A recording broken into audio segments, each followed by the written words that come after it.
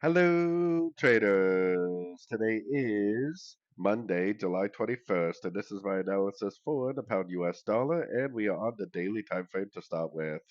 So we have a little bit of a bounce right at the previous structure level on the daily. To be honest with you, it kind of looks like a 1, 2, 3, and we're in a wave 4, and we might go down one more time for wave 5. But I think that if it engulfs up, if it holds above this line, then it pretty much would prove to be this whole move down is over. If that move down is over, then in my eyes, only two things can happen. It would either make a pullback to the whole move down, like a B or a 2, or it would go back up and make new highs because the weekly and monthly trend is up. So either way, we don't have any proof that it's doing either of those things yet. So I would still kind of be looking for sorts of sort of time frames.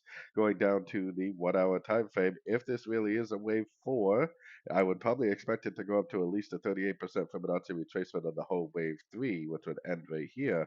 So I think there's a good potential that it could go up some more. Maybe this is like the A here, this is a B, and this is a C. So if it does go up to the 38% and then reverse back down, it could give you a little bit of a day trade entry for a wave 5 to the downside.